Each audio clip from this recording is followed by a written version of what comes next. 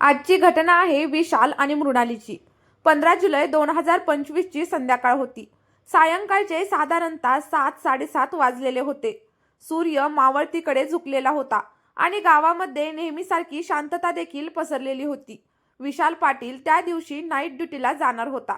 रात्री 8 वाजता त्याची शिफ्ट सुरू होणार होती आणि नेहमीप्रमाणे त्याने डबा घेतला, कपडे व्यवस्थित केले आणि घरामधून निघण्याची तयारी सुरू होती. निघण्या अगोदर त्याने पत्नी मृणालीला सांगितले, आईला वेळेवर औषधं दे. मी पहाटे 4-5च्या दरम्यान घरी येईन. आल्यावर तुला कॉल करतो. दरवाजा उघडा ठेव आणि गरम पाणी करून ठेव. थेट अंघोळ करूनच झोपणार आहे. मृणालीने शांतपणे मान हलवली आणि म्हणाली, ठीक आहे. आल्यानंतर फोन कर. विशाल घराबाहेर पडला आणि दुचाकीवरून निघून देखील गेला.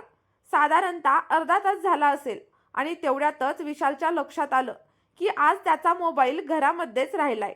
त्याच्या कामासाठी मोबाईल हा अत्यंत महत्त्वाचा होता. काही कॉल्स देखील येणार होते. त्यामुळे त्याने लगेचच गाडी वळवली आणि परत घराकडे निघाला. घराजवळ येऊन पाहतो तर घराचा दरवाजा अर्धवट उघडाच होता. त्याला थोडंसं विचित्र वाटलं, पण कदाचित मृणालीच विसरली असेल असं समजून तो आतमध्ये गेला.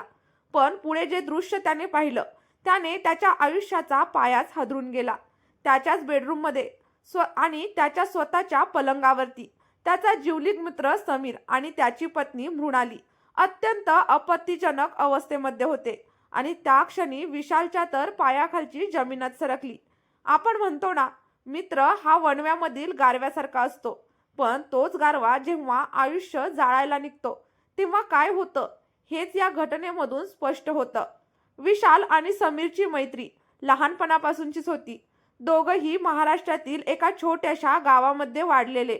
दोघांची कुटुंब मध्यमवर्गीय होती. शाळेमध्ये एकाच बाकावरती बसणं, एकत्र अभ्यास करणं, एकत्र खोड्या करणं, सगळं काही सोबत झालेलं. कॉलेजपर्यंत त्यांची मैत्री अधिकच घट्ट झाली. दोघांनी इंजिनिअरिंगचं शिक्षण पूर्ण केलं. शिक्षणानंतर दोघांच्या घरच्यांची इच्छा होती की त्यांनी शहरामध्ये जाऊन नोकरी करावी, पण दोघांचाही निर्णय वेगळा होता. आपण गावातच राहू, इथंच काम करू असं त्यांनी ठरवलं. त्याच काळात त्यांच्या गावाजवळच एका पाईप उत्पादनाची कंपनीची सुरुवात झाली आणि दोघांनाही तिथं मॅनेजर म्हणून नोकरी मिळाली.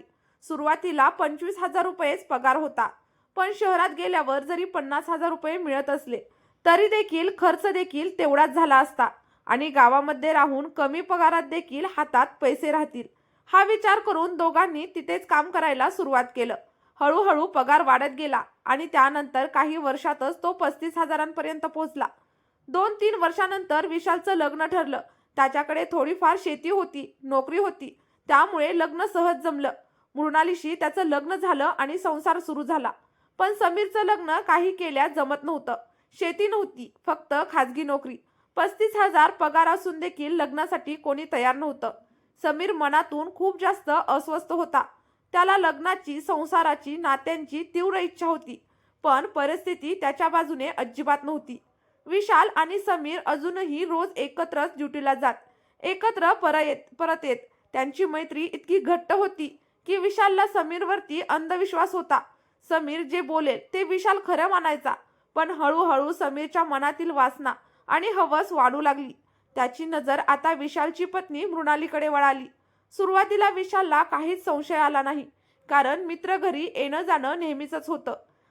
मृणालीचा स्वभाव देखील तसा साधा नव्हता.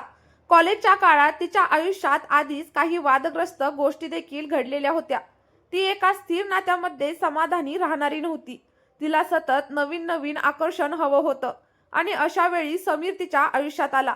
समीरने मैत्रीचा विचार केला नाही. इतक्या वर्षांच्या नात्याला हळताळ फासला. दोघांमध्ये हळूहळू जवळीक वाढली आणि त्यानंतर संबंध सुरू झाले.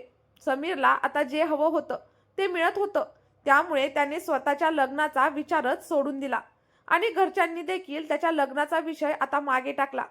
विशालच्या संसारात मात्र सगळं काही व्यवस्थित चालू असल्याचं चित्र होतं. त्यांना एक मूल देखील झालं. विशालला जराही कल्पना नव्हती की त्याच्या पाठीमागे नक्की काय सुरू आहे. समीरची मागणी मात्र दिवसेंदिवस वाढत होती. मृणाली त्याला थोडं थांबवण्याचा प्रयत्न करायची. मला दोघांना सांभाळावं लागतं असं ती म्हणायची. पण समीरने एक भयानक डाव आखला. त्याने आपली आणि विशालची ड्युटी एकमेकांच्या उलट करून घेतली. विशाल नाईट ड्युटीला असताना समीर डे ड्युटीला आणि याच्या उलट. आणि त्यामुळे विशाल आता घराबाहेर गेल्यावर समीरला मोकळा रस्ता मिळत होता. विशालच्या घरात त्या काळात वृद्ध आई वडील देखील नव्हते. घरामध्ये फक्त मृणाली आणि त्याचं एक मूल. त्यामुळे कोणाचाही संशय येत नव्हता. समीर रोज काही तास घरी येऊन परत जात असे आणि हे सगळं 6 महिने सुरू होतं. आणि त्या दिवशी, ज्या दिवशी विशाल मोबाईल विसरून परत आला, सगळं काही उघड झालं आणि त्या दृश्यानंतर घरामध्ये प्रचंड भांडण झालं. विशालला काय करावं कळत नव्हतं. एकीकडे बालपणीचा मित्र, दुसरीकडे पत्नी आणि मुलगा. वाद इतका वाढला की समीर आणि मृणालीने विशालवरती हल्ला केला. मुलं भीतीने कोपऱ्यात बसून रडत होता. अखेरीस त्या दोघांनी मिळून विशालची निर्घृण हत्या केली. हत्या केल्यानंतर मृतदेहाची विल्हेवाट लावण्याचा प्लॅन करण्यात आला. विशालचं शरीर पोत्यामध्ये भरून गाडीत टाकण्यात आलं आणि नदीमध्ये फेकण्याचा प्रयत्न केला. पण त्याच्या मुलाने सगळं काही पाहिलं होतं. त्याने आरडाओरडा केल्यामुळे शेजाऱ्यांना संशय आला आणि त्यानंतर पोलिसांना कळवण्यात आलं. पोलिसांनी वेळेत पोहोचून समीर आणि मृणालीला रंगेहात पकडलं आणि त्या दोघांनी आपला सगळा काही गुन्हा देखील कबूल केला. मित्रांनो, या कथेमधून एकच गोष्ट शिकायला मिळते. अंधविश्वास कोणावरतीही करू नका. मग तो मित्र असो किंवा नातलग. डोळे बंद करून विश्वास ठेवणं कधी कधी आपल्या जीवावरती बेतू शकतं. आणि ही घटना कोणाच्या भावना दुखावण्यासाठी नाही, तर समाजाला सावधान करण्यासाठी आहे. मित्रांनो, अशा घटना घडू नयेत यासाठी आपण सतर्क राहणं गरजेचं आहे. व्हिडिओ शेवटपर्यंत पाहिल्याबद्दल धन्यवाद. आणि हो, व्हिडिओ जर तुम्हाला आवडला असेल ना, तर एक लाईक करा, तुमच्या परिवारासोबत शेअर करा आणि सोबतच चॅनलवरती नवीन असाल तर आपल्या चॅनलला सबस्क्राईब करायला विसरू नका. भेटूयात एका नव्या व्हिडिओमध्ये. तोपर्यंत बाय बाय.